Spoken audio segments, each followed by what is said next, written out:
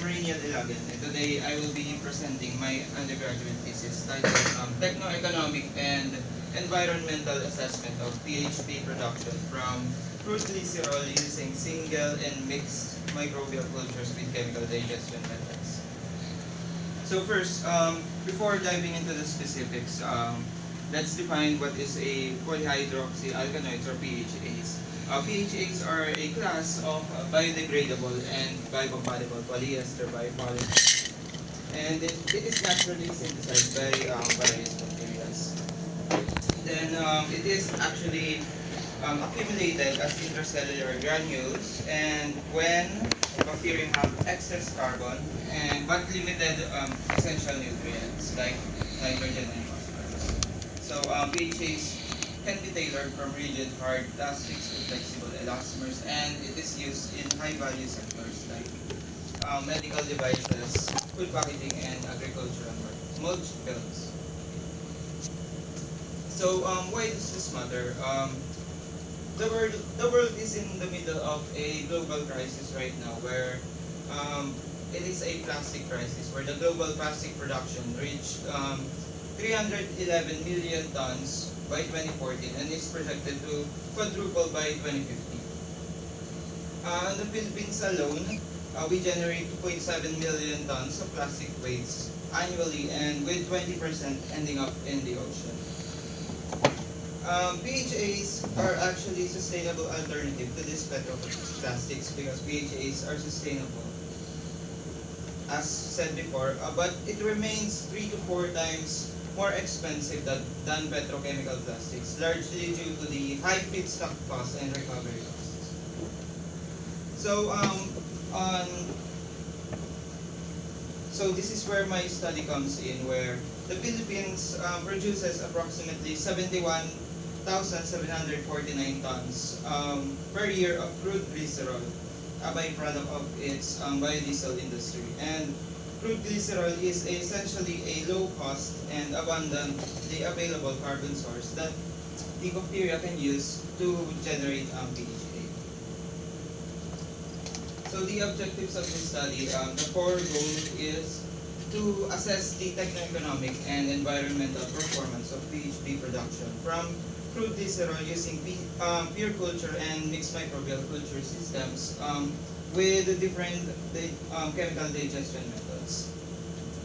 So specifically, we aim to develop Aspen Plus process simulation models for purification, fermentation, and recovery. I also want to evaluate material, glycerol, carbon, and energy utilization, and then estimate and compare the installed equipment costs, operational costs, and total annual costs. And then lastly, to compare gate-to-gate carbon footprints. This includes the process emissions and utility emissions. So this is my methodological framework. It is divided by 3 sections. The first is the pretreatment or crude glycerol purification section.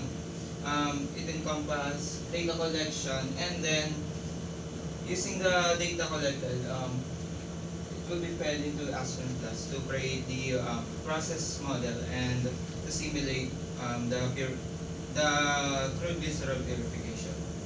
The second is the fermentation or PHP synthesis. For the pure culture, there is a kinetic modeling and ODE simulation on RStudio to simulate the kinetics of the fermentation process. And then this kinetic modeling will generate the yield data to be fed on the Aspen Plus, since Aspen Plus is a steady state simulation. So the kinetic data from the data collection cannot be fed to Aspen Plus directly. And then for the mixed microbial culture, since kinetic data and ODE simulation is not possible right now, since kinetic data is limited, the yield data from the literature will be directly fed into the process simulation. And then for the downstream chemical digestion methods. There's may alkali digestion is supposed to be there, and then surfactant digestion, and then alkali surfactant digestion simultaneously. Okay. The data or the recovery and purity will be fed into the process simulation, and then the results of the Aspen process simulation will be analyzed into economic performance analysis and carbon footprint analysis. So for the kinetic modeling, for the pure culture framework, this is the kinetic expressions that I gathered on the data collection part. First is the mu or the specific growth rate term. Next is the PHP or specific PHP storage rate. And then lastly is the specific respiration rate. And then these kinetic expressions will be used on the ordinary differential equation mass balance, so that we can simulate the kinetic growth and kinetic production of PHP. This will all be done on RStudio using the DSolve package. So after this, we can generate the yield data that we will use on the stoichiometric model development. So for the seed bioreactor, this is the stoichiometric reaction where glycerol plus oxygen plus ammonium will generate biomass, PHB, CO2HO, and hydrogen ion. Then for the main bioreactors, it is split into two phases. The growth phase where the main biomass is produced, and then on the accumulation phase where the PHB is only produced.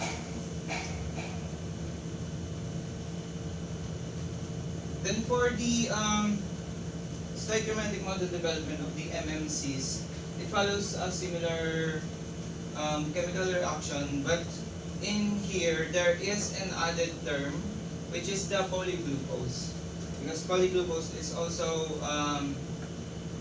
produced on mixed microbial cultures. So for the enrichment reactor, first phase of the enrichment reactor, this is the reaction. Glycerol turns into biomass, PHB, and polyglucose. This is also the reaction in the accumulation reactor. And then for the enrichment reactor famine phase, the PHB and polyglucose produced on the phase phase will be the substrate now to produce the biomass. So this is the superstructure model of the Aspen class simulation. There's three segments. First, the pre-treatment, then the fermentation. When if mixed microbial culture fermentation, there's no pre-treatment, and then downstream alkali digestion. So there is 6 combinations for this model. So first, the crude glycerol purification. Crude glycerol is first fed on the first the neutralization mixer, where crude glycerol plus hydro and sulfuric acid is mixed, and the potassium hydroxide on the crude glycerol is neutralized, and it turns into salt. And then it is fed into a heater, and then it is fed into the flush drum, so that the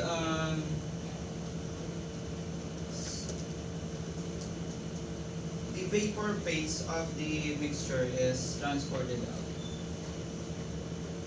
Then it goes through a second vacuum flush, where the salt is flushed out, and then the remaining vapor phase is transported into a vacuum distillation column, where the methanol, the glucose, the glycerol, pure glycerol, and residual salt is separated. Then here is the an example of a seed stage for the pure culture fermentation. So for the pure culture fermentation, the top line or this top stream is for the batch phase of the fed batch system. So the glycerol, nitrogen source, and dilution water was mixed, and then it is transported into a heat exchanger and then transported into a heater where it is sterilized to 121 degrees Celsius, and then transported back to the heat exchanger. The heat exchanger regenerates the heat, and then it's cooled down to 37 degrees Celsius, which is the operating temperature of the reactor. And then the bottom stream is the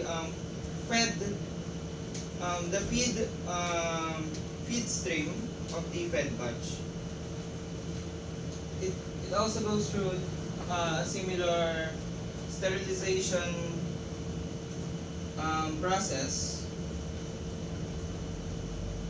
where it is heated to 121 degrees Celsius and cooled down to 37 degrees Celsius.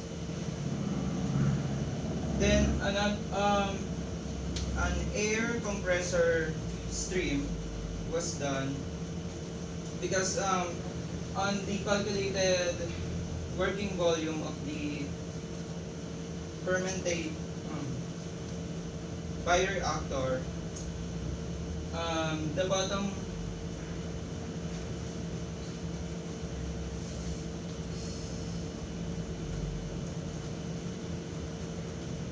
okay, so air is compressed in the air compressor, then it is cooled to the operating temperature. And then this P loss is for the filtration system, the pressure loss of the filtration system.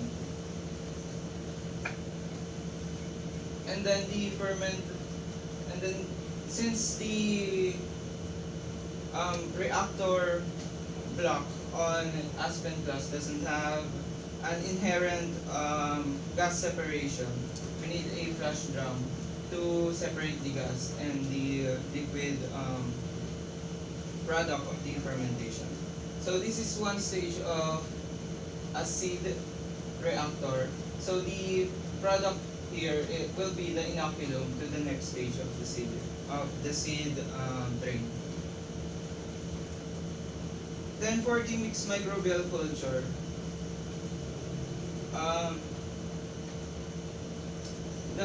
this is the first part of the mixed microbial culture, which is the enrichment reactor. You will see two bioreactors for the enrichment reactor, but in actuality, it's only the design is only one reactor. We did two bioreactors here on the simulation just to model the feast phase and the famine phase of the enrichment reactor. Then for the accumulation reactor, here we can see there is a splitting done on the product of the enrichment reactor. This is to simulate the sequencing batch reactor operation where only half of the product of the enrichment reactor will go to the accumulation reactor. Then for the downstream recovery, first part is the biomass recovery where the biomass is separated from the bulk liquid. And then it is mixed with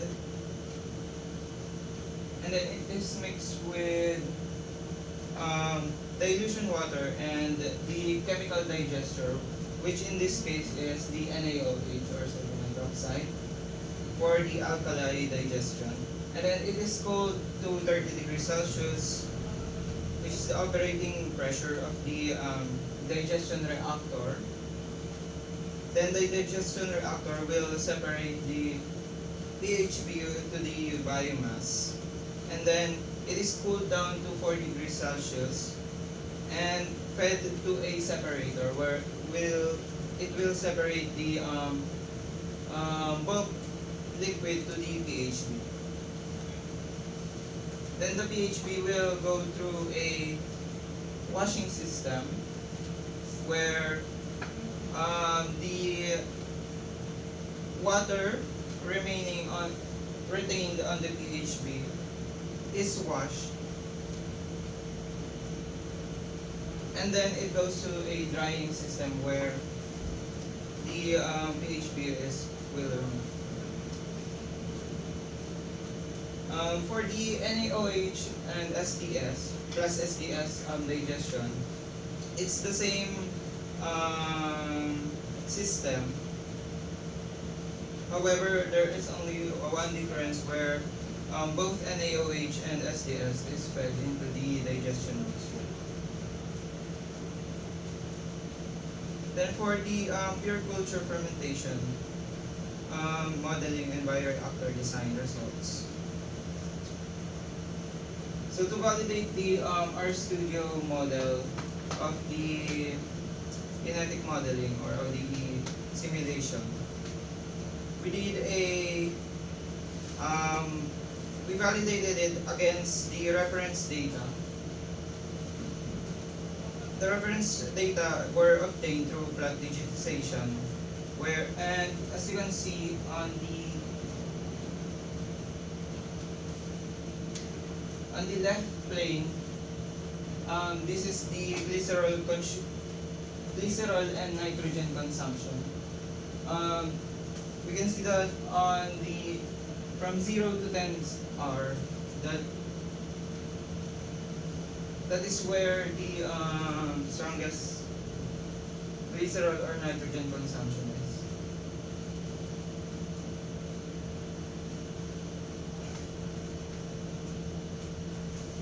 And then the right panel shows the residual biomass in PHB production. And as we can see, the model simulation closely follows the reference simulation, but the PHB under predicts the PHB accumulation, while the residual biomass have almost the same flow. Then for the quantitative validation metrics, for the residual biomass, we can see that it is the strongest quantitative agreement with only 8.83% mean absolute percent error and a final percent error of 0.59. And then for the PHB, we can see that there is a final percent error of 27%, which is denoted by conservative prediction, as you can see on the kinetic simulation earlier.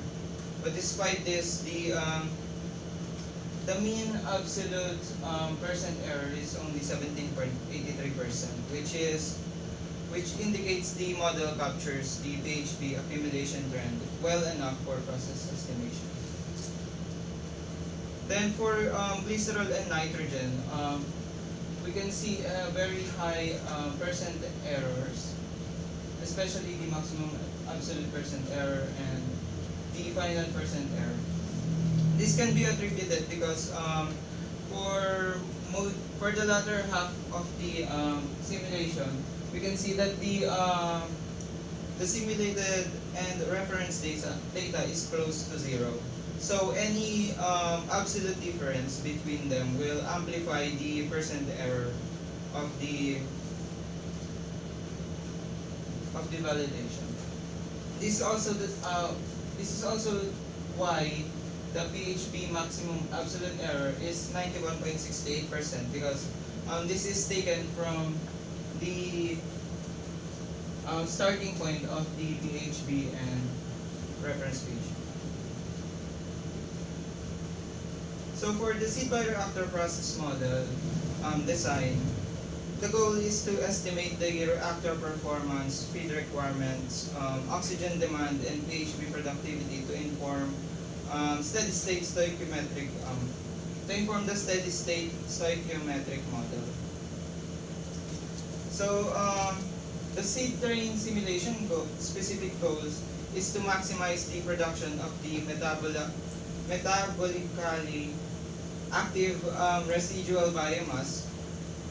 This is translated into a target active biomass concentration of 20 grams per liter because the oxygen transfer limit is only 25 grams per liter of biomass.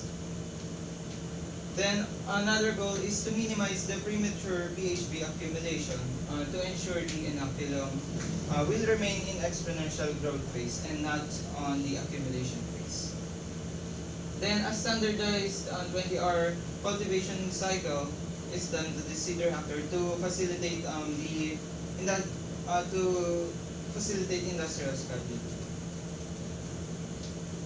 Then actually the seed reactor was first simulated as batch reactors, and this is the simulation data of the kinetic profiles of the batch reactor simulation. The first one, which is A, it has initial glycerol concentration of 30 grams per liter and an initial nitrogen concentration of 3 grams per liter. But as you can see, on hour 13, the glycerol is already consumed completely, and the biomass growth is only 10 grams per liter, which is far from the goal of 20 grams per liter. So another simulation was done. The glycerol concentration was increased to 70 grams per liter, but the glycerol inhibition is clearly seen on this higher glycerol content. From 0 to 25, I'm sorry, for glycerol concentration higher than 30, we can see that the biomass growth is significantly slows down. But once the 30 grams per liter glycerol concentration, is below 30 grams per liter, you can see an exponential growth of biomass. But unfortunately, the residual biomass is still below the 20 grams per liter goal, and we can also see that the time it takes is 30 hours, which is far from the 20 hours goal of the seed reactor. Then another simulation was done where the initial nitrogen was increased. Here, the simulation is for 70 grams per liter initial glycerol and 10 grams per liter initial nitrogen. As you can see, the residual biomass has been increased to 18 grams per liter, but the time it took is still too long, and it didn't reach 20 grams per liter as well.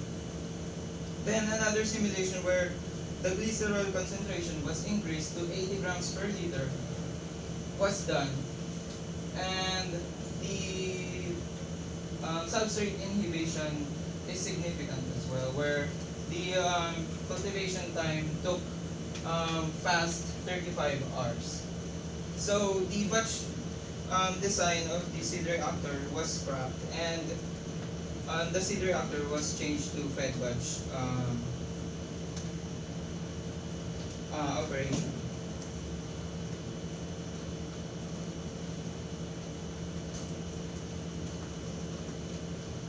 Then to optimize the fed batch operation of the seed reactors, I first done a nitrogen sensitivity analysis where the initial nitrogen was varied from 5 to 20 grams per liter. as we can see here, the residual biomass at 20 at the residual biomass is growing alongside with the initial nitrogen concentration. However, the PHP storage fraction is also um, decreasing with increasing initial nitrogen concentration. However, there is a diminishing return from above 15 grams per liter, where the yielded biomass gain is negligible, and the decrease in PHP storage fraction is also negligible. So 15 grams per liter of initial nitrogen was chosen as the operational parameter. Then this is the summary of the seed train parameters used on this simulation. As we can see, the biomass concentration at the 20th hour was met, which is above 20 grams per liter. And we can also see that the specific growth rate at that hour is also not, I'm sorry. We can also see that the biomass is at exponential growth because of the non-zero values at the specific growth rate.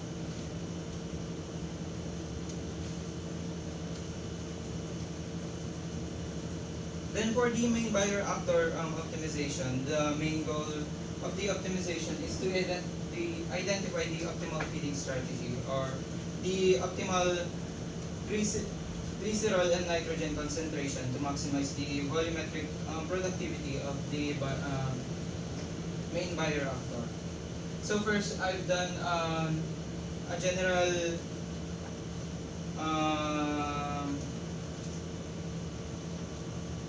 simulation between 280 to 320 glycerol concentration for the feed, and 2.5 to 10 grams per liter initial concentration of the nitrogen feed. As you can see on the heat map, the optimal setting for the concentrations of the feed is 300 grams per liter glycerol and 5 grams per liter nitrogen. Then another optimization was done around the optimized point here, where the nitrogen concentration was varied from 4 to 6, and the glycerol concentration was varied from 295 to 305. And the final optimized glycerol and nitrogen feed concentration was 295 grams per liter for glycerol and 4 grams per liter for nitrogen. Then moving on to the process performance indices of the simulation. So first, this table compares the glycerol utilization efficiency, which is the fraction of the glycerol feed converted into the recoverable PHP. And then it also compares the carbon utilization efficiency, which is the fraction of glycerol derived the fraction of glycerol derived carbon retained in the PHP product. So we can see that generally the mixed microbial cultures efficiency is much higher than the pure cultures efficiency. If we look at the NaOH digestion method, the mixed microbial cultures is more than 2 times of the pure cultures efficiency. The underlying reason for this is because the MMCs feeds crude glycerol directly to the fermentation while the pure cultures first loses some glycerol in the purification, which is why um, the glycerol feed rate of the pure culture is more than double of the mixed microbial cultures. And then secondly, across both systems, we can see that the NaOH digestions has the best or the highest efficiencies. This is primarily because the NaOH digestion has the highest PHP recovery, which is 96.7%, while the NaOH plus SDS only has 91% recovery, and then the SDS only have 96.7% recovery. And then for the energy utilization efficiency, I used the metric of specific energy consumption, which is the kilograms of PHP produced per kilowatt hour of total energy consumed. As we can see here, MMCs is 23% better than the pure culture specific energy consumption. And then as we can see, the mixed microbial cultures specific energy consumption is much higher than the pure culture specific energy consumption. This is and if we look at the energy profiles, the dominant energy consumption source for the pure cultures is the heating duty and the cooling duty. This is primarily because on the pure culture operation, the medium is sterilized to 121 degrees Celsius, which makes the heating duty higher, and then it is cooled down to the operating temperature again, which increases the cooling duty. And then for the MMC's energy profiles, we can see that the electric duty and cooling duty is both dominant. This is because MMCs does not need sterilization, so the heating duty is lower. However, because of the low density biomass parameter of the reference study, large bioreactors are needed. Actually, if you look at the size of the pure culture bioreactors, the main bioreactor on this is only 100 meter cube in size, while for the MMCs, the enrichment reactor is actually 1000 meter cube in size, and the accumulation reactors are 520 meter cube in size. Which is why the electric duty of the compressors are higher in the MMCs. And then for the economic performance analysis,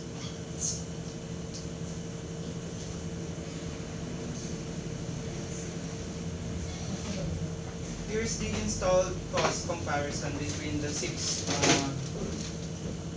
systems. We can see here that the MMC's installed cost is significantly higher than the installed cost of the pure cultures. It's actually about 3 times of the pure cultures cost. And if we look at the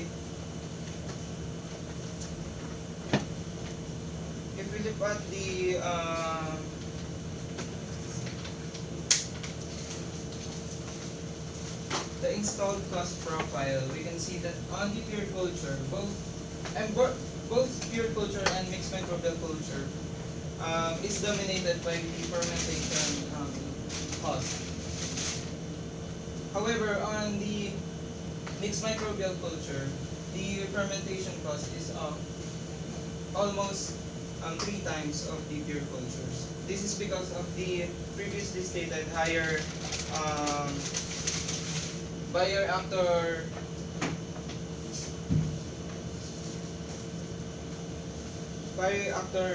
design or bioreactor volume of the mixed microbial cultures.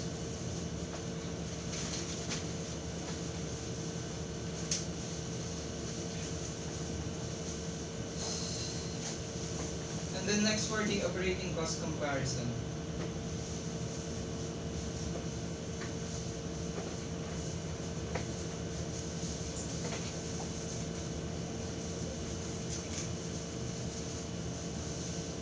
You can see here that the total operational cost between pure cultures and mixed microbial cultures are actually almost the same. Where on the NaOH digestion for pure culture is only 1,393 US dollars per hour, and then for the MMCs it's only 1,343 US dollars per hour. But when you look at the operating cost profile of both pure culture and mixed microbial cultures, you can see a different dominating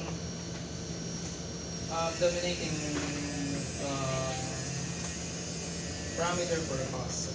On the pure cultures, we can see that the raw materials is dominating for the operating cost of the pure cultures, while for the MMCs, the dominating cost is the utilities. On the pure culture, this can be explained because of the higher glycerol required, higher crude glycerol requirement for the pure cultures because of the losses from the crude glycerol purification. While for the MMCs, the higher utilities cost can be explained by the higher bioreactor volume, which requires higher flow rate of air, which also requires higher compressor or electrical duty on the compressors.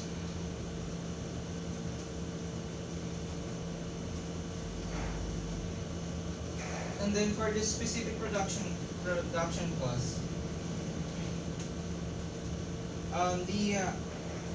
the best performing system economically would be the pure culture plus NaOH digestion system, where only 2.14 US dollars per kilogram PHB is the cost. The second is the MMC plus NaOH, where 2.64 US dollars per kilogram. And the third is pure culture plus NaOH plus SDS. So in general, we can see that the higher capital costs of the MMCs have been mitigated by their low operational costs.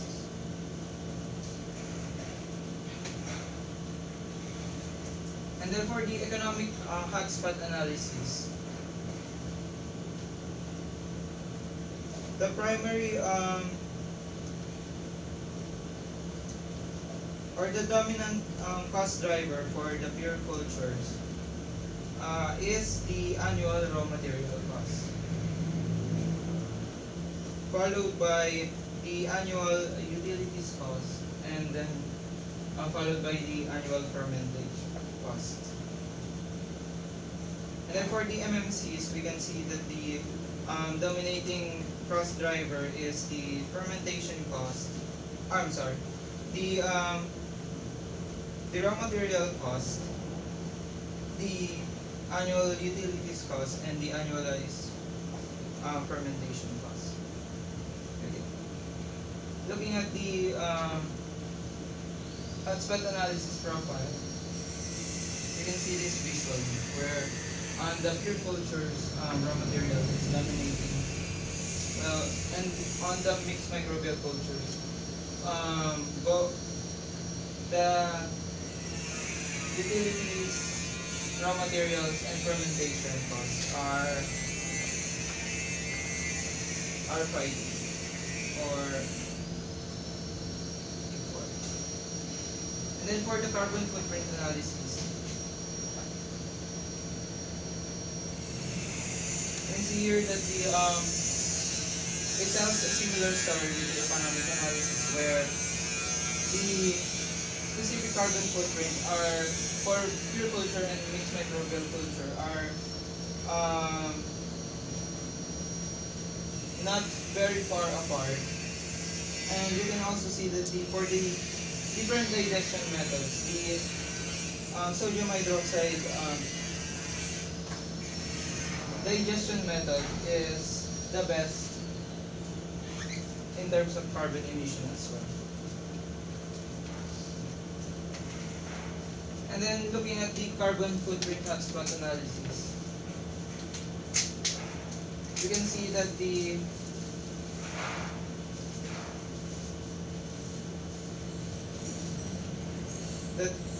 dominating carbon footprint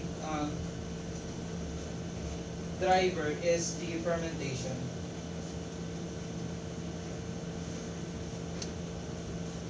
This is primary for the pure cultures. This is primarily because of the heating duty and cooling duty for the sterilization.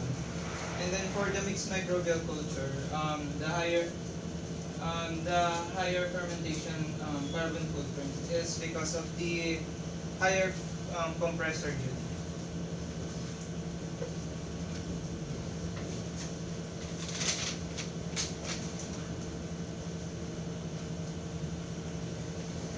And then if you look at the utilization efficiency versus the production cost, specific production cost and specific carbon footprint, we can see that the MMCs actually has higher utilization efficiency than the pure cultures. However, however, on the specific production cost and specific carbon footprint, the reverse is true. This is because the MMC fermentation, even though the MMC fermentation is more material efficient, its high capital costs from the large reactors steal the savings from the direct glycerol utilization. So in conclusion, the optimal configuration for the system would be the pure culture fermentation paired with alkali or sodium hydroxide digestion.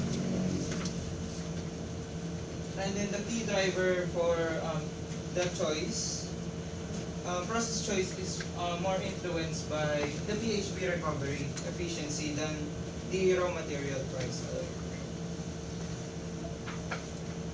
And then for the MMC viability, it is currently limited by the capital-driven cost, not by the operating costs of the MMCs. So for the recommendation, it is recommended for future studies to increase the MMC biomass density to reduce the reactor volumes and the total capital expenditures. It is also recommended for future studies to develop genetic models for mixed microbial cultures to replace the stoichiometric yield assumptions, allowing for more precise aeration and utility optimization. And then it is also recommended for future studies to evaluate a broader range of recovery methods, including greener solvents, enzymatic digestion, and high-pressure homogenization. It is also recommended to expand to a full cradle-to-grave life cycle assessment to capture the upstream raw material impacts and the end-of-life benefits of PHP over petrochemicals. Thank you so much. Thank you, Rainier, for your comprehensive presentation. So, just to give a background sa panel, bumaba kasi yung scope ni Rainier, nag-detail siya sa kinetic modeling. So, yung optimization ng supply, ng network niya, tinanggal na po namin kung okay lang sa objectives kasi masyado na pong mahaba yung scope niya. Ayun po. So, the floor is now open for questions. Meron po bang Muna po. Ang haba. Ang haba ng ulit. yung scope? Ang haba ng scope. Yung ginamit mo for, as per na ginamit mo so siya na rin yung nag-suggest ng yung content for the equipment. Yes. Ilang liters yung fermentation mo? Yung sa fermentation, ay yung sa pure cultures ko is 100 liter cube po yung ginamit ko na, Ilang liter yun? ay, ilang liter yung capacity ko. Oo.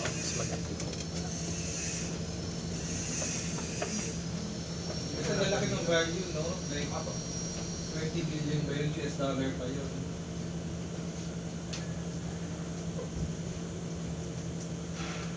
Just for the simulation. Tapos yung seed culture mo ay 10 liters, no? So, put 10. Ang actual fermentation culture mo ay 100 liters. Tama ba?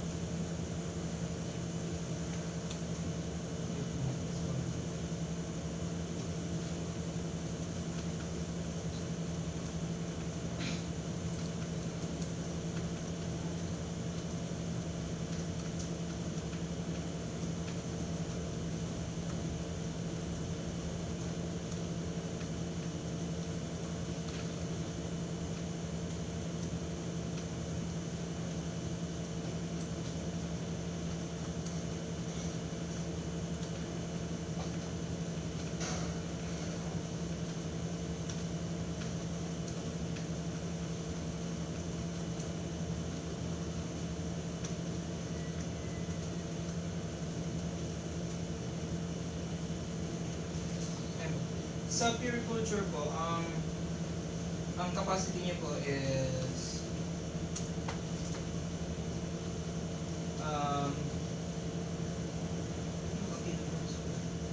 mga 112 kilograms per hour po yung capacity, which is equal to, Capacity ng raw material.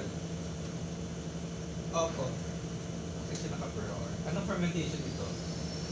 yung sa pure culture po is, Fed batch to, no? opo, fed batch po. So yung total capacity niya po is 2,315 liters per hour. Sa 368 liters ng raw material na pumapasok. Opo. Hindi ba siya parang super gigantic? Ay! Yung raw materials po, ayun po kasi nalabas yung, kung raw materials ang titignan, yung Kalaki yung fermentor mo dito. 100 meter cube. 100 liter cube. So, 1 million liters. Ay, 100,000 liters.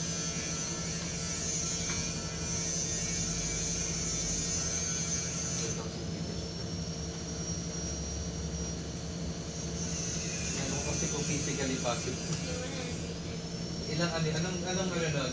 The way niya naman ay pwedeng hindi sa fermentor, no? Pwede siya nakaparallel. Nakaparallel po siya. 7 po na 100 liters cube na bioreactor po yung nangyari. 7. Nakaparallel. Nakaparallel. Tapos sa seed reactor po, apat po lahat. Pwede siya ng seed reactor. Pero yung isang fermentor mo, 100 liters. Yes po. Meron daw sir pero large scale talaga. Oo, large scale na ito. Kasi po yung ang ginawa ko pong parang capacity goal is para doon sa fermenter is 5,000 metric tons ng PHP yung mapoproduce.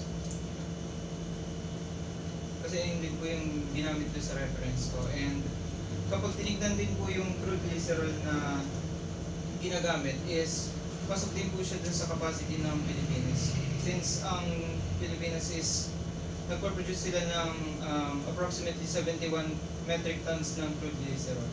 It would yung pure culture would require 40 metric tons ng crude glycerol lang.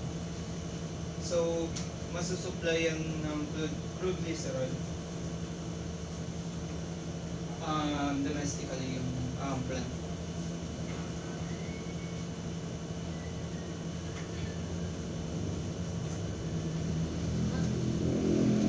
Imagine kung sila laki pag 100 meter cube eh. Anong height ng fermenter mo pa gano'n?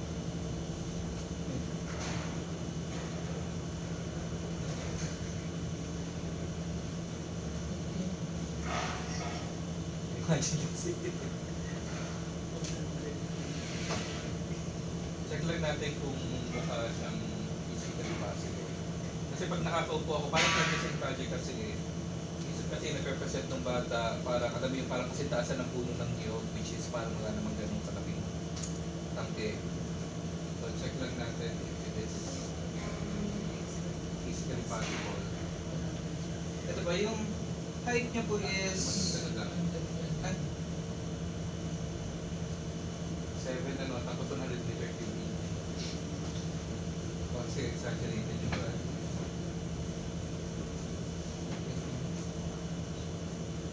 Kahit mga 1:3 siguro, kahit 2. ayun po yung height to diameter ratio niya po is 3.1 to So what? 1. Ganun yan. So, Duplicate ko na lang po yung screen.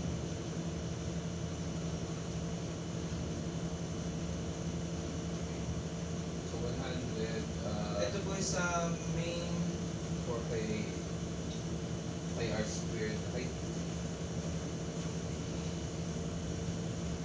sa main bioreactor po is yung total height po is 11.67 meters. 11 meters. Sa ano sir, sa architecture hanggang 13.5 meters po. Possible naman na ganito. Malaking fermentor. Dito, ilalim. Tapos itong ginamit mo siya, nagalat ka ng airspace pa sa gitna. Hindi Yes po, siya- maka 1.3 po na allowance. May 120 na lawas. Yung 100 meter cube mo ba ay reactor volume to o ito yung Ayun po yung capacity reactor. reactor volume kung may adjustment pa for the airspace? Yung 11.67 po is yung pinaka-height na nila. Yung liquid height po is 8. Okay. Parang nasa upper range Kasi yung- naman naglaki. Yung sa ano po, MMCs, 1,000 meter cube po yung capacity. Pero chinek ko naman po kasi sa yung reference ko po na study, ang ano niya din, ang bioreactors niya din is 1,000 meter, tapos yung iba 700 meter. Malaki.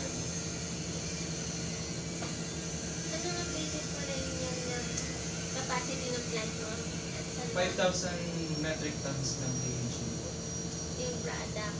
Yung sa ano lang po yan, fermentation. Parang po ang ginawa ko po kasi is modular, so hati-hati po yung mga simulation. So sa fermentation lang po yung may specific na capacity, which is yung 5,000 metric tons na per ano po yun, buong Per year. yes po, per year. Tapos ang operation mo ay 300 days per year. yan, so may shut off. Plus 20 hours per day. Mga ganun siguro. 20 hours. Sir, DR, ano yung pipe yung gano'ng production? Large scale yan? Large na to, laki na so. 11 meters yun. Tapos pito, no? Opo, 7 yes. na kaparang. Tapos bakit mas mahal yung sa mixed microbial culture kumpara sa pure culture? Ano yung nagpamahal doon sa Ayun fermentation? nga po, yung May other, mag-i-install pa ng other equipment? hindi po, yung ano kasi po, yung reference ko pong material, ang ginagamit po nila is low density na biomass. Okay. Kaya ano, karamihan po, pag tinignan ko, Pero same capacity din to. Ganun din ang assumption mo or... opo, same po ng production capacity. Kaso nga lang, since low density biomass yung ginagawa nila, mas maraming water dun sa ano, sa bioreactor. So mas malaki yung bioreactor? Opo. So itong 72 million mo, iba ang size nito doon sa PC. Kasi Kasi ang laki o 3 times yung mixed microbial culture. Eh, pag tinignan po yung product po ng mixed microbial culture, makikita na 98% ng mass fraction is water. Kasi heavy ano dyan, water. Opo. Kaya po naging sobrang laki niya po dun sa reactor design. So, kaya sila nagmahal, mas madami kang reactor dito. Tapos ang Malaki nagmahal po. din po kasi siya sa ano po, sa process po ng enrichment reactor tapos accumulation reactor. Yung sa enrichment reactor po kasi di ba ano po siya? Sequencing batch reactor. So half nung meron na po siya. So parang nagsa-cycle lang po siya na kalahati lang po nung enrichment reactor is yung nalabas dun sa enrichment reactor. May iwan yung kalahati tapos pag-fit ka ulit ng kalahating ng volume. Tapos yung kalahating nilabas na yun, ay yung magiging inoculum dun sa accumulation reactor. So bali ang mangyayari, kung ang accumulation mo is, ang nangyayari sa akin is, accumulation capacity, yung volume capacity is 397 liters, meter cube. Mag-multiply siya sa yung inoculum niya is 380 meter cube. So yung capacity po nung enrichment reactor is double po nung inoculum. Kaya lumaki yung ano mo. Kaya lumaki po siya. Tapos may mga other accessories pa to. Opo, kasi nga malaki po yung bioreactor. Yung air compressor po para dun sa aeration, lalaki din po siya kasi mas malaki yung hydrostatic pressure dun sa ilalim ng tank. Para hindi mag-backflow yung air. Pero for downstream processing, no, ang medyo minimal no, compared to Opo, kasi ang salt cost. pinaka-difference lang naman po sa pure culture tsaka mixed microbial culture na downstream is yung initial na biomass recovery. Tapos yung dulo na po, yung pagtapos po nun, pare-parehas na lang po siya ng size. Kasi, Ayun, and then hindi ka nag-profitability analysis dito, no? hindi na po kasi, Or out-scope na ba, ma'am?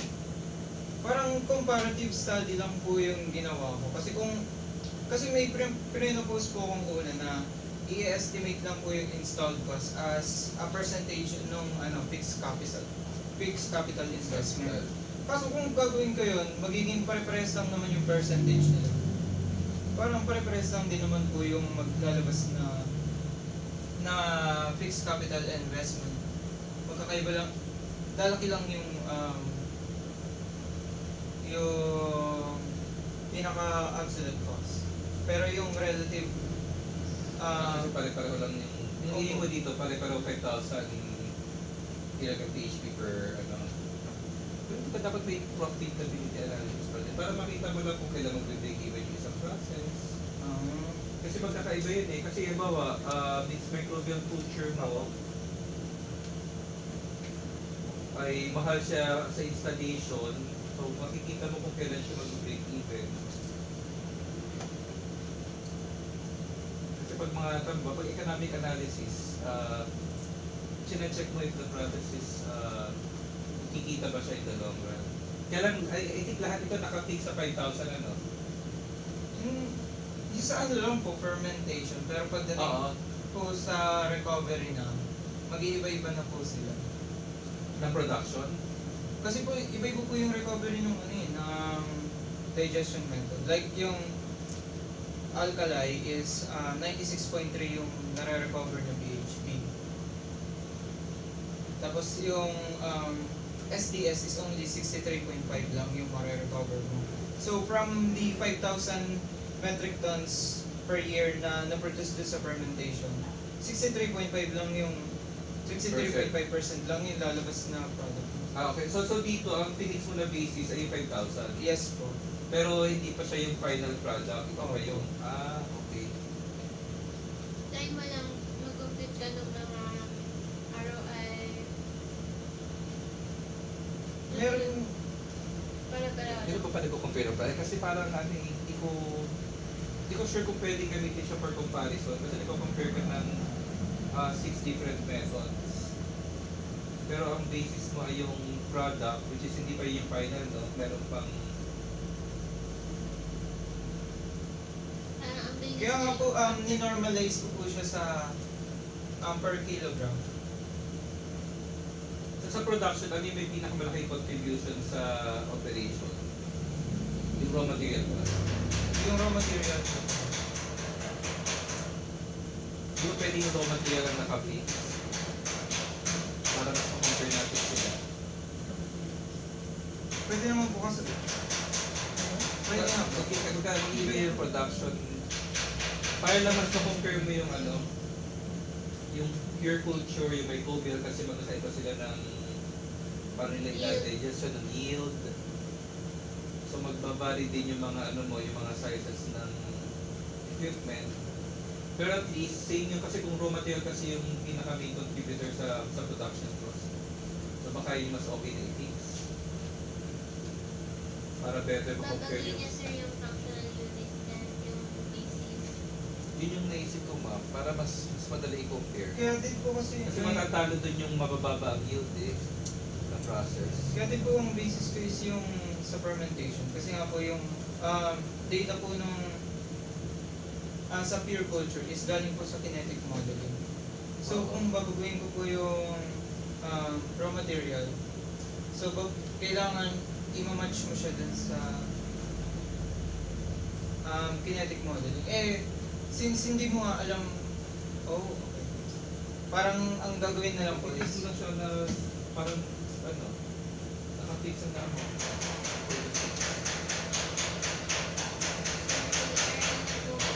Kasi parang hindi, nahihirapan ako na-imagine yung ma-compare yung add na method. Sir, pag ginawa niya yan, recalculate talaga lahat. 1 week na lang. Although ano naman, parang naka-automate na yung calculate mo. Pero magka-kinetic modeling siya. Yes, ulit. Nagkaroon yung kinetic mo. kinetic modeling. Ano yung flex mo rin yan? Yung plant size. Hindi po, yung plant product. Magkaiba rin yung laki nung yung production po ng PHP. Kung mag-a-adjust yung mga equipment mo na Okay. sizing. Equipment po yung mag-adjust.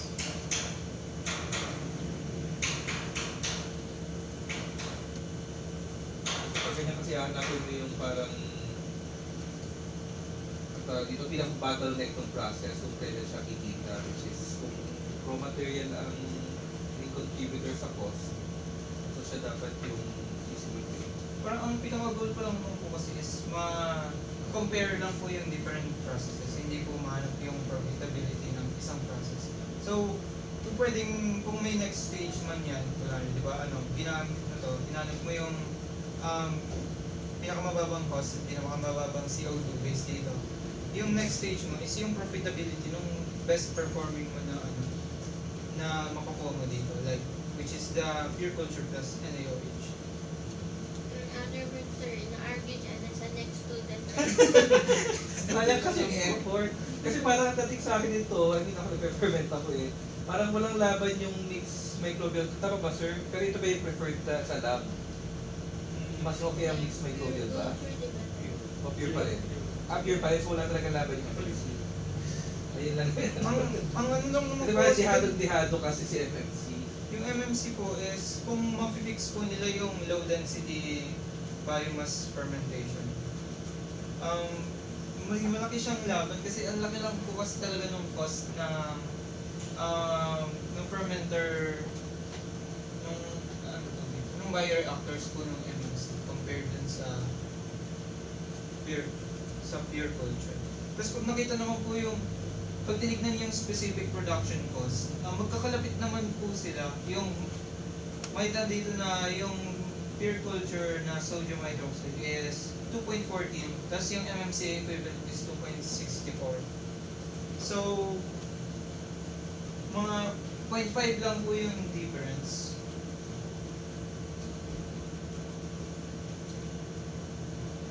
Ito ay aspirin na compute nito, ano, siya nilagay.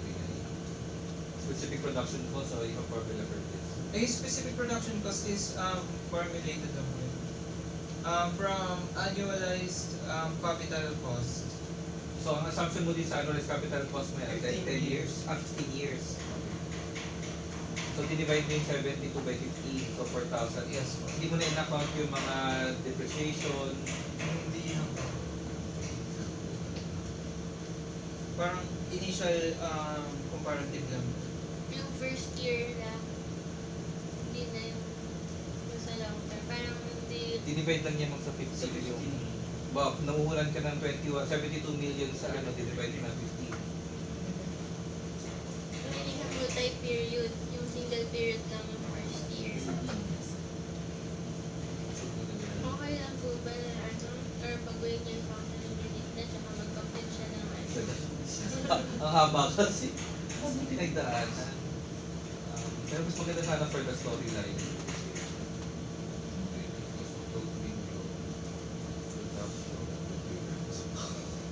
So production cost ay sinilip mo na hindi the process can generate profit. Opo, production Kung lang. magkano lang yung mabibenta mo per kilogram. So in actual ba, magkano pala to? Yung nasa market? Sa market po is $5 per kilogram. po. 5 per kilogram. Kaso ito po is production cost lang po talaga. Wala pa yung Wala po yung iba pang... Pero nag-ano ka, di ba? Nag-downstream processing na. Opo. pero wala pa yung patong ng Like yung maintenance cost. Oo. Kasi yung... Oo. Mga may mga overhead pa yun. Opo. Pwede mo ginawa yun? Nag-design ka na naman. Nandun na yun eh. Lahat po 6-anim po. in consideration po sa mahaba yung scope niya. Hindi na lang po, tanggalin na lang natin yung techno-economic analysis. Parang, ano na po, May costing lang comparative talaga for and production. comparative cost and carbon footprint analysis of pure and MMC kung okay lang po sa pan. Para po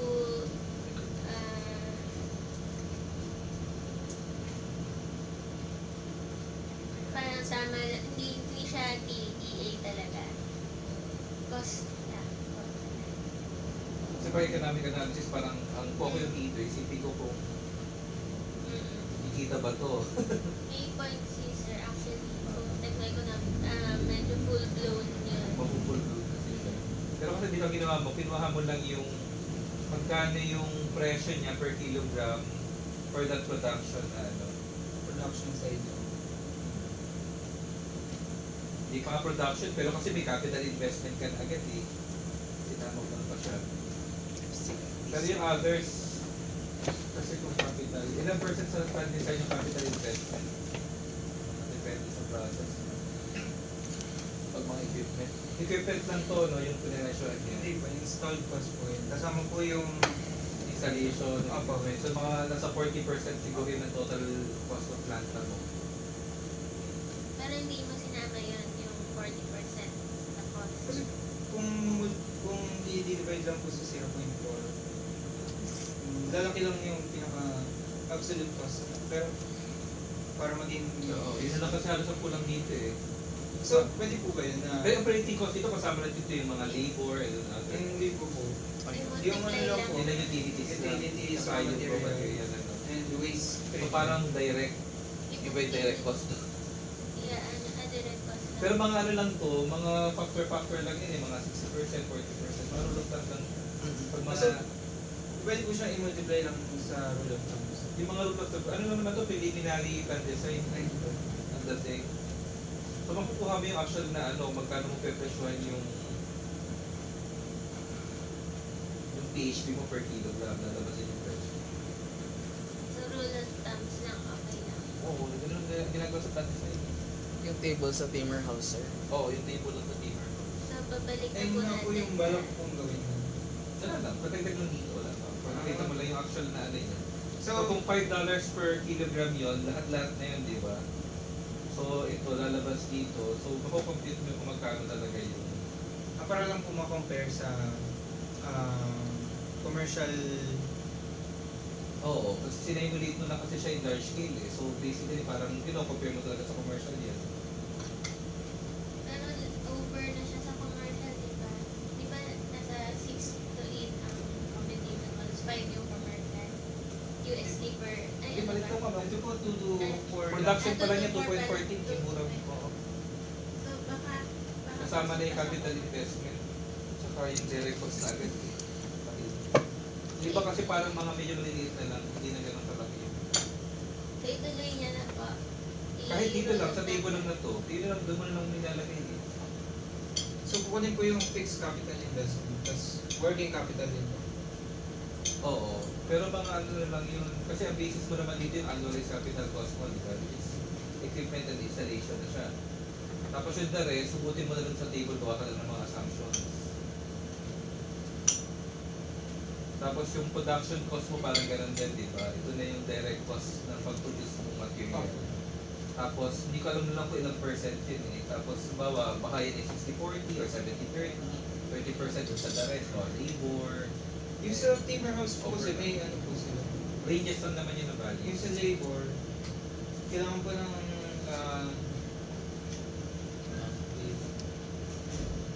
Bale, same na sir yung factors na gamitin niya sa lahat. Oo, pare-parehas na lang. Huwag mo na i-complicate. Wala lang, para lang mas makita, ma-estimate lang natin yung Normalize. actual na cost niya para ma-compare mo dun sa $5 na pinakamura. Normalize. Kasi parang mukha naman comparative yung 2.14 eh. so parang multiplier lang po yung Oo, kahit hindi naman siya mahaba, dito mismo sa table mo ano. sige po. Para ito lang na data mo, yung anim na yan. Doon na lang ikaw maglagay ng mga factors. Pero sa title sir, techno-economic assessment na rin or cost analysis na lang. Parang cost analysis lang. Tapos kinuha mo lang yung kung magkano mo siya ibebenta eh. Pero kung may energy ka pa, pwede mo pwede yung profitability. May energy ka pa. Ikuha mo lang ang break-even. Pero konti na lang yun, di ba? Pag profitability. Ang mahaba lang naman dito yung pag-estimate ng cost of equipment, di ba? Sa plant design, ganun yung ginagawa nyo. Yun yung pinakamahaba. Pero si Aspen, nagbigay na siya agad ng ito yung estimated cost niya. So, natanggal agad niya yung tedious process na yun. So, sa profitability, pipili ka na lang. Yung mga ROI, napaka-basic lang yun. Pwede mo lang yung bawal. In a year, 300 days. Ito ka namin na produce mo. Ganito mo siya nabenta. Tapos, divide mo lang doon sa magkano yung parang tuhunan mo. Mga ganun. Pero Kasi hindi pwede na po lang siya siya arithmetic. magbabago ng functional unit. Okay na po yun. Pwede nyo hindi na siguro baguhin. Ituloy na lang. Oo, kasi ang haba pag binago pa niya yung ano eh. So at least mako-compare mo kung sino yung profitable dun sa ano. May hindi na lang yun. So pinaka dulo lang po yun. Pero yung Pili ka na lang dun sa apat yata din eh, di ba? yung mga naunang section na po is hindi na po papalitan yung like yung mga comparison sa capital Oo, goods. tatagal pa. Hindi na po. Siguro ito na lang na Mag-add present. na lang siya ng bagong section sa Oo, sa discussion. Para sa profitability. Oo, kasi may hindi na lang, pili ka na dun sa apat, di ba yung net present value, tapos yung isa na hindi nakadepende sa may mga ano pa yun eh, mag-incorporate ka pa doon ng mga tawag dito, depreciation, may mga ganun pa. Pero kung mga simple depreciation, kaya mong compute yun. Sige, isa lang yun eh. Kahit simple depreciation lang, tapos 15 years ang operation, tapos yung mga interest rate doon, check mo na lang, ito ba ay bagong venture? Hindi naman, medyo may mga existing na. Medyo Mga bago. medyo medyo bago to mid level siguro. Yung technology. Ayun, yung mga ganun. Mga makikita lang yun, you can like sit on it like half day siguro, kaya mo nang ano yun eh. Sige po. Basta ang basis mo lang is itong anim lang na ito na sa table 4 as well. Parang yun na lang yung starting point. Yes. Sayang kasi andun na eh, parang full blown economic gano'n na. Pero preliminary pa lang siya, ma'am. Hindi siya like, Mas papalda na po ang cost analysis. Sa title niya. pero yung economic feasibility na rin siya. Okay. Thank you. Thank you po, Sir Jeto. May defense pa po akong isa. Sige pa. Sige pa. JR. Co-advisor po para si Sir JR. So yan, Ma'am, di ba't muna ako? Babalik ako ma'am Sir, pagkatapos. ito po. Papa. Sino ba yung incident is? Ay, mas gusto ko yung isa yung may sim exposure. meron itong yung buong flow chart ng process. Ay, sige mo na. Sir, balik ako. Overlap yung Anong pinagkaibang PC at MMC. Sa yung sa unit ops. Yung meron kayong nagsama-sama.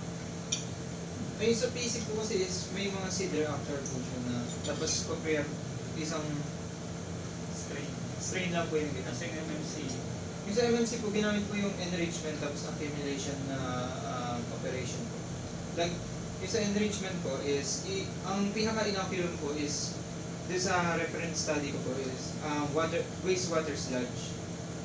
Na i-feed po siya dun sa sa enrichment reactor. Tapos magsa-cycle po siya ng magsa-cycle. Where, magbibigay siya ng, like for this po, kunwari, this sludge, then may glycerol, then dun sa accumulation, may glycerol, and glycerol lang po.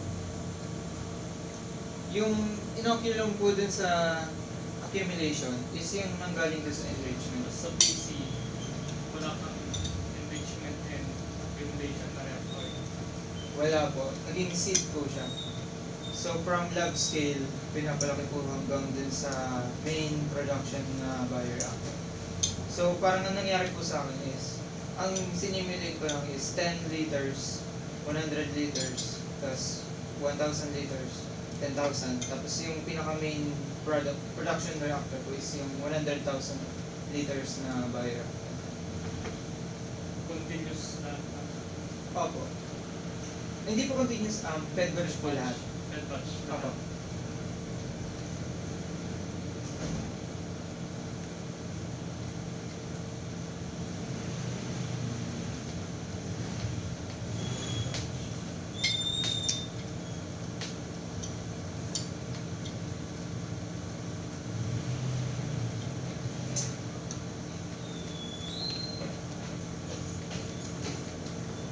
Parang dun sa nutrients mo, dalawa lang talaga ng nitrogen and glycerol. Opo, yun lang po yung inano po, yung sinimulate. Yung ibang Yung nutrients. ibang nutrients is hindi na po sinimulate. Kasi po dun sa reference ko po, ang tinatrack lang po nila is yung nitrogen na ano po. So, ang sinimulate ko lang po din is nitrogen. So, limitation din po yun na hindi kasama yung ibang. Tapos yung mga kinetic data dito, galing sa literature. Opo, yung sa pure culture po, meron po kasi siyang binigay na ano, na kinetic parameters, tapos ODEs yung mass balances po nung ano po. So, gumawa po ako sa RStudio ng code para ma-simulate po yung pag-grow ng ano po, ng biomass, tapos pag-produce din po ng PHP. Tapos, gamit yung data pong yun, kinuha ko po yung yield na lumabas doon. And then, kinonvert ko siya into stoichiometric reaction. Kasi po, yun sa Aspen Plus po, wala po siyang fed batch na option. Ano lang po siya, steady state. So, parang dun sa Aspen, nakasimulate siya as continuous. Pero in actuality, fed batch yung nangyayari sa kanya dapat. Kaya, kinonvert muna po siya sa stoichiometric reaction para magamit po siya dun sa Aspen. As continuous. So PC, several seed fermenters. Ito naman ay isang Isang enrichment, tapos isang accumulation. tig-isa lang, isang reactor or naka-series din. Naka-series po sila, tapos may parallel din po. Kasi po ang nangyari po dito is, yung accumulation reactor po is 7 po sila. Tapos yung enrichment po, naging 12 po sila. Kasi, doon sa reference ko po kasi is yung accumulation po rin na reactor is, ang cultivation time nyo lang is 6 hours lang po. Compared dun sa enrichment na 12 hours yung, yung cultivation time. Bilis na. Sa MMC, Opo, sa MMC po. ang bilis. Dun sa pure culture. Sa pure culture po, 30 hours yung main bioreactor, tapos yung mga seed reactor po is 20 hours. Pero in terms of yield, sino mas malaki? Pure. Mas malaki po yung yield yung pure culture. By how much? Wait lang.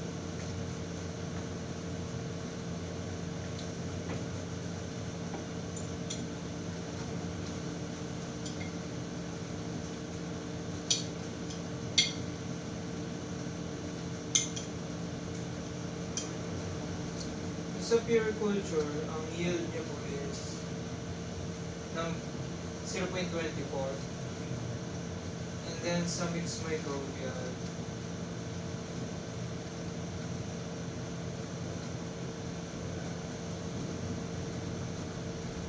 ang yield niya ay, mas mataas pala po sa mixed microbial, 0.4.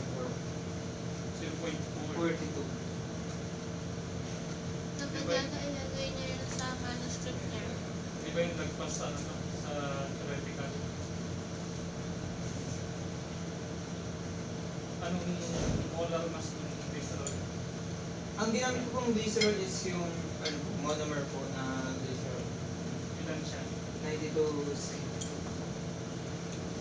Tapos yung PHB. PHB po is yung monomer po na 86.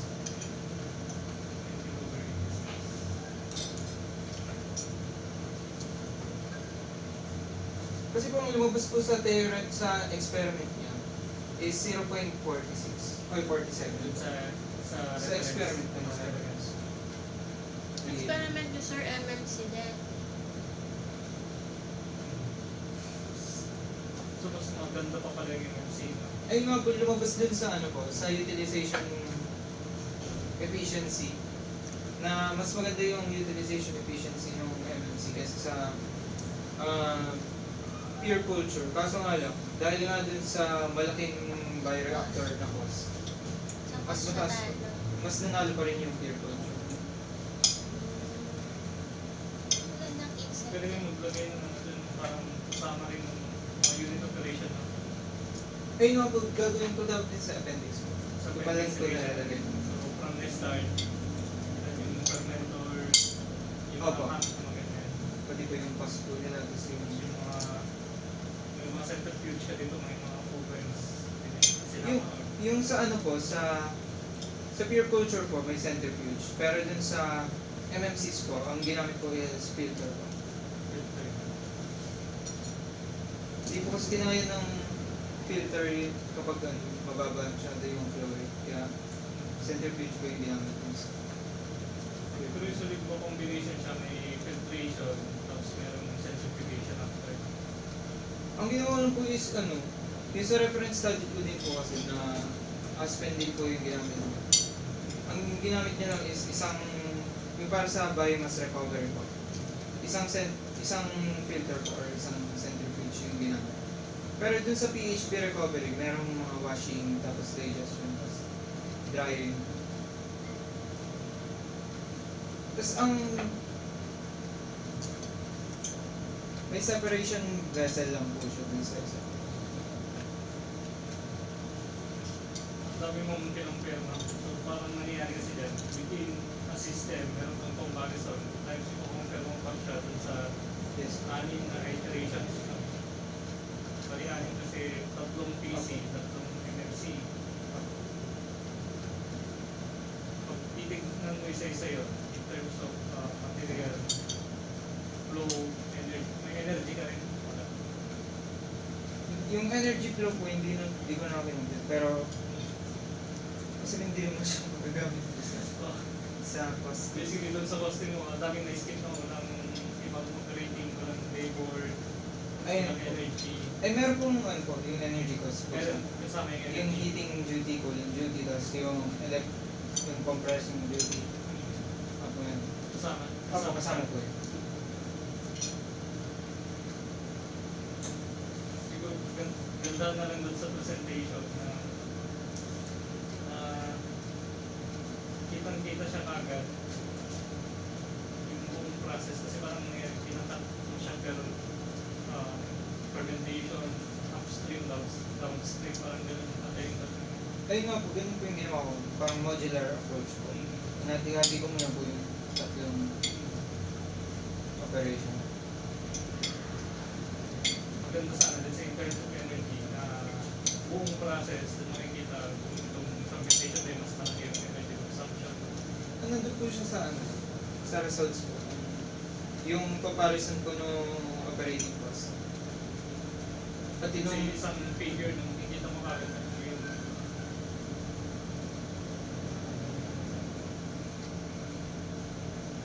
basta mangyayari niyan, anim siya, di ba? Anim na Opo. different systems. Ito po po yung comparison po ng mga yung energy na nakoconsume ng bawat Pero yan ay total.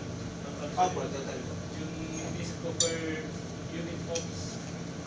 Per unit. O parang maganda yung So parang magpa-pie chart po siya. pie chart ko rin. Nagbigay sa siguro kasi Ang- siya na. Naisip ko po kasi kayo kung hindi ko po ginawa yun. Kasi anim po na pie chart yun. Yes, anim. So pwede po yun. Oo. Pwede naman po yun. Gawin. Kasi nakalagay naman po sa akin kung saang operation ng galing Para mas yung maintindihan kung ano yung major contribution doon. Na pare-pareha sila or ano yung mas kaya doon sa isa. Yes. Kasi dito pag tingnan nila halos same lang siya eh, pare-pareha sila. Opo. Kasi Pero nakatotal. yung details sana ma-visualize.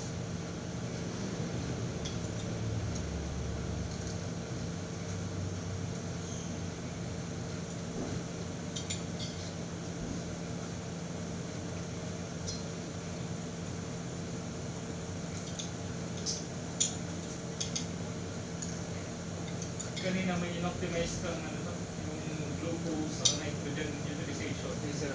Tapos doon sa simulation, hindi na ubos si nitrogen. Yung iba yung visceral sa nitrogen. Or naubos pa rin siya. Paano yung feeding mo doon? Feeding strategy. Ay, sir, ito po.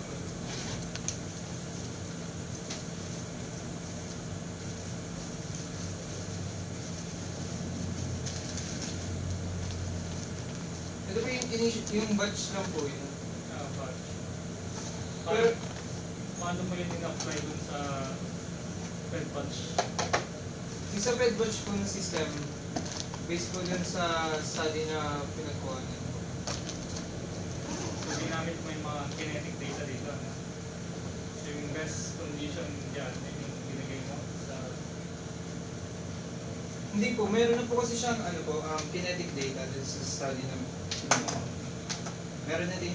Tapos ang ginawa ko na lang po is sinimulate ko siya sa as a code para po makuha yung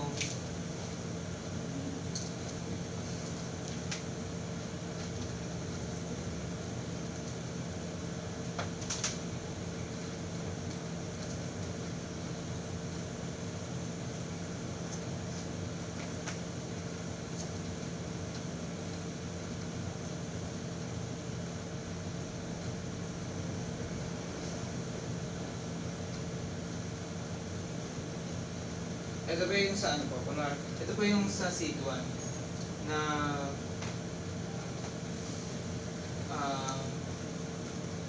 composition profile. Diyan po, pinag-compare ko po yung tatlong feeding strategy. Na ang feeding strategy in general po kasi na ginamit ko is once na yung glycerol concentration is naging below 5 grams per liter po siya. Tsaka po mag-start yung continuous feed po. So dito po, ang pinaka-aim po nitong itong tatlong po ito, pinag-iba-iba po yung feed glycerol concentration. So ito pong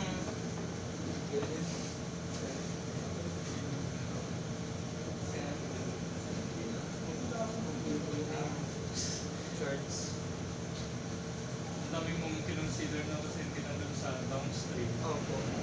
Pati doon sa feeding. Ayan po. Ito po, kita po clearly dito sa ito pong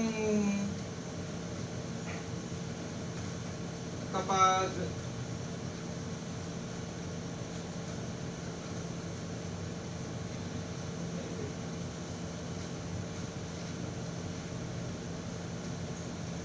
Yan ay glycerol yung 150.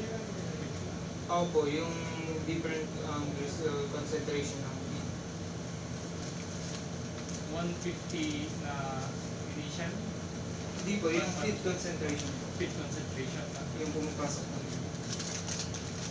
So, bali po dun po sa CD1, ang pinaka-optimized po na feed concentration is ayan po, yung 150 grams per liter ng glycerol. Tapos, ang nitrogen is 15 grams per liter din sa feed.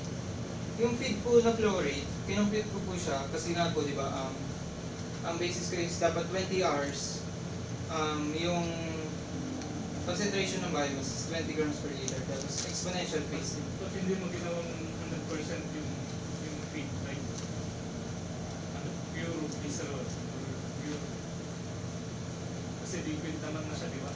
Opo. Tapos pag once na nilagay sa fermentor, Kaya hindi ko po kasi ginawa yun. Kasi po dun sa... ang nangyayari kasi dyan, fed batch siya, so ibig sabihin, tumatas yung volume mo. Kasi po kung ganun po, mataas na agad yung volume niya. Like dun sa reference study ko, ang volume niya agad is 80% nung... Yung batch na volume niya is 80% agad. So, bali 20% na lang yung may ilalagay mo. So, kung ganun yung mangyari, dapat yung ano mo, yung seed mo na reactor, dapat ang product niya na biomass is 80% nung susunod na reactor. So, hindi siya economic kasi sobrang daming seed na mangyayari before pa Kaya nga sinasuggest ko na mataas na agad yung glycerol na concentration. para pagpatak niya doon, konti lang ilalagay. Kasi once na may diluted, Ay, na-account ba yung increase ng volume? kaso nga po yung density po or yung concentration po ng biomass is masyadong magiging mababa.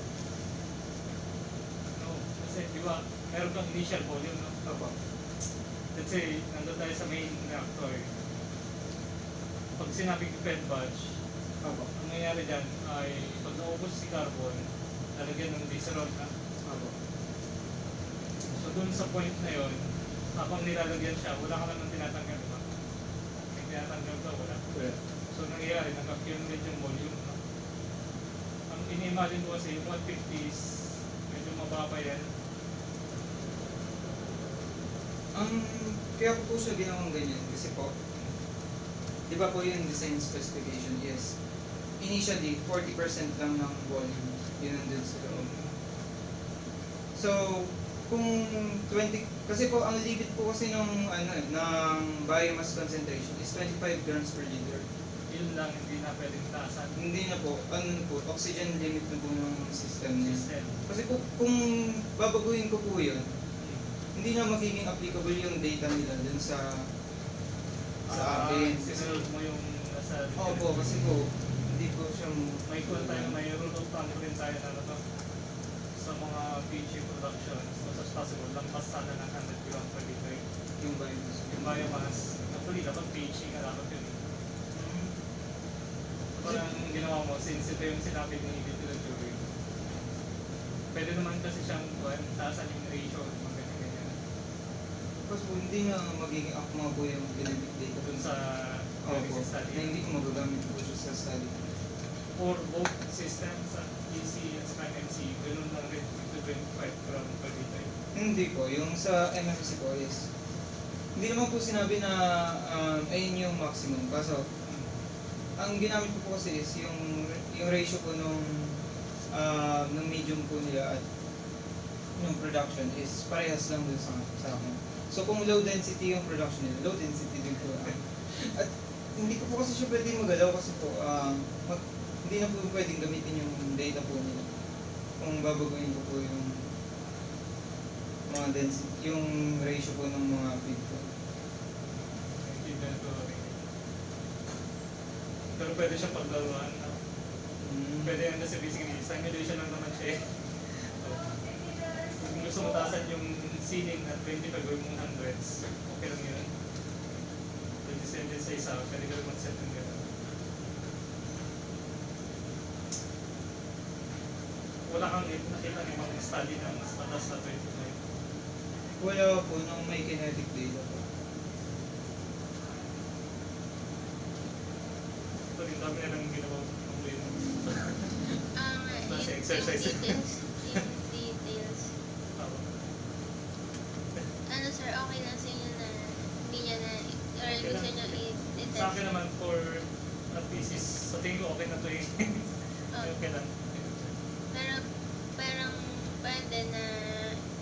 gagamitin pa rin niya yung same na equation sa R, pero tatry niya itaas.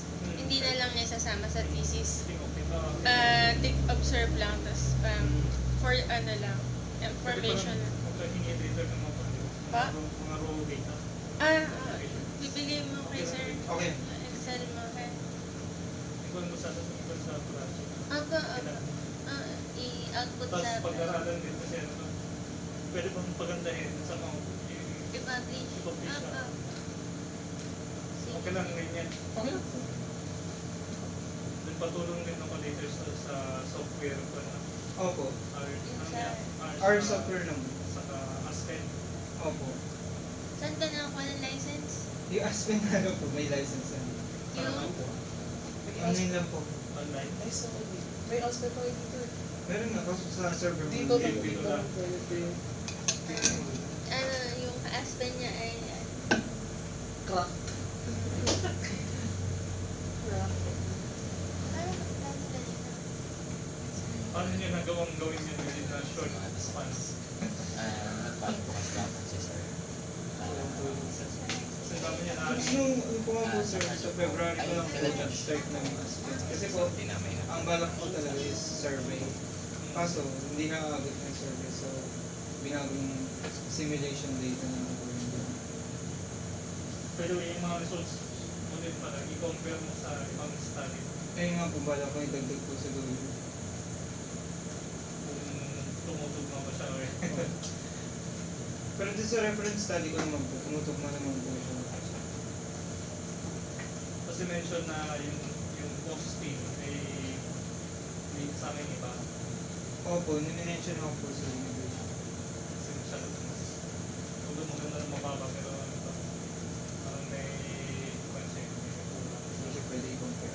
Pero di ba magdadagdag ka Ay, ng nga po, section, dadagdag na. sabi, rules of thumb lang na factors. Ayun. Thank you, Sir JR.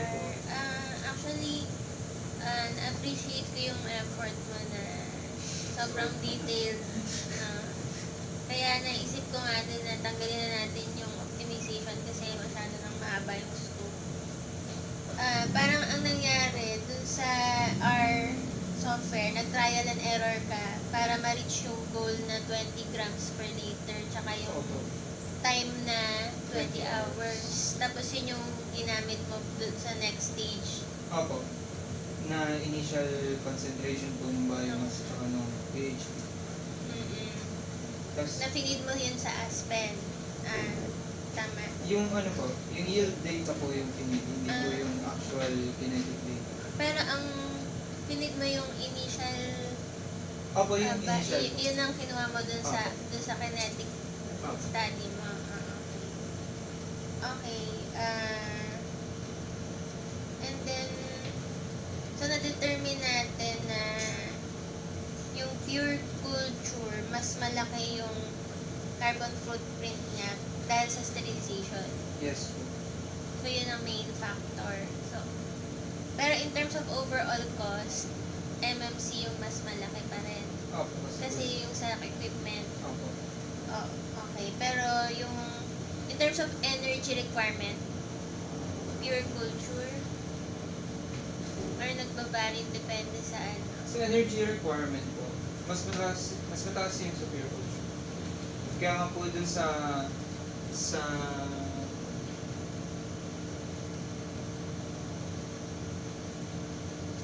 Pero kasama mo yung computation ng energy dun sa cost, di ba? yes po. Pero despite na mataas yung energy cost ng pure, dahil mataas yung equipment ng MMC, mas mataas pa rin yung MMC. Ayun nga po yung paradox dun sa dulo. Kahit mas efficient po yung MMC produce ng PHP kaso dahil dun sa mataas yung cost ng equipment. Ito ba ay merong parang masusupport ng literature? Parang may study ka ba nakita na ganyan din yung result or parang ikaw lang nakadiscover? Wala naman po akong nakikitang data na yung parang yung sinimulate po nila is yung pure culture versus MMC. Puro isolated po kasi yung ginagawa po nila. Like, i-simulate lang nila pure culture or i-simulate lang nila mixed microbiology. Wala po yung sabay. Kaya parang ang hirap po ipag-compare. Okay. So, ibig sabihin parang ikaw ang unang nakapag-conclude na gano'n. Yes po. Kaso parang feel ko po is malaking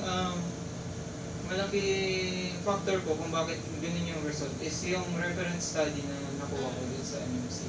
Mm. Kasi low density nga po yung kaya lumalaki yung bioreactor. Na-explain mo yun mabuti sa manuscript. Opo, in-explain ko naman. Okay, sige.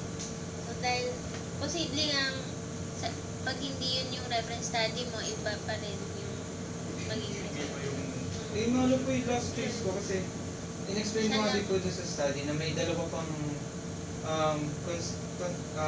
study na pwedeng gamitin. Kaso, may mga inconsistency po dun sa ano po nila, operation. Like yung sa una po, hindi po binigay yung cultivation time ng accumulation reactor. So, paano ko po siya ma-simulate? Tapos yung pangalawa naman po, yung sa enrichment reactor nila, 300 ml yung nalabas. Tapos in-state nila dun sa accumulation reactor, 400 ml po yung ginamit nila. Paano nangyari?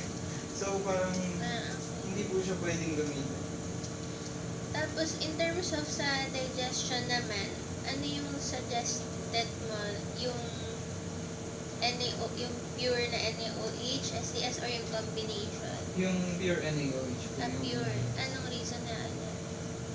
Kasi po dahil po doon sa malaking, mataas po niya ng recovery, 96.7. Kaso, ang isa pong limitation nga ulit is hindi po kinonsider yung purity po ng PHB.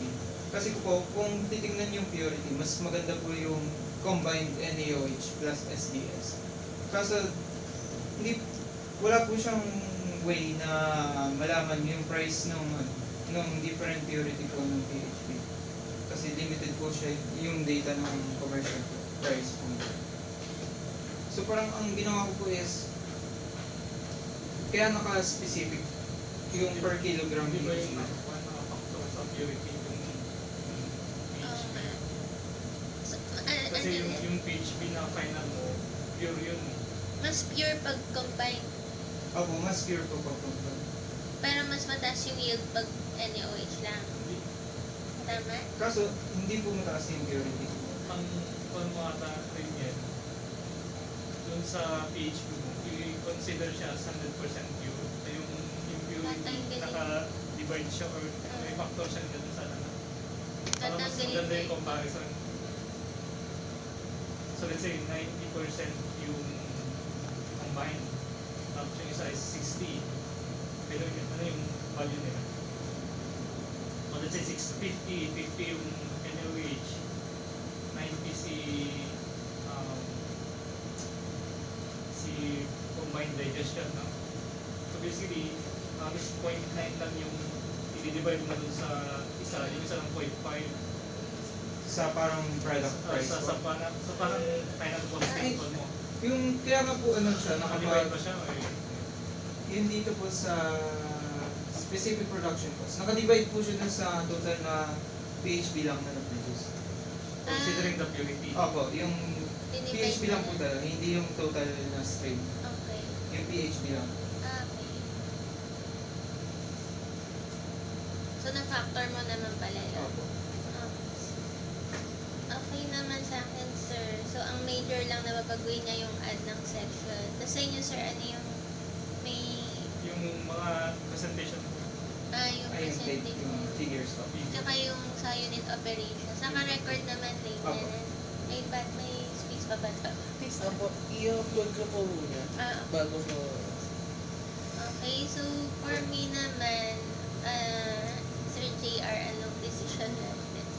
Accept with major revisions. Gusto mo yung tuloy pa? Second further For improvement. Revise lang and then resubmit. Tapos ano, pero all goods naman sa akin, at sa akin. Mukha kay Sir. Tignan lang. Submission. Kailan po ang submission nila mamaya? Ano po, when team sinet ko sa kanila, 21 talaga, pero lagi ko inaagahan kasi laging delay.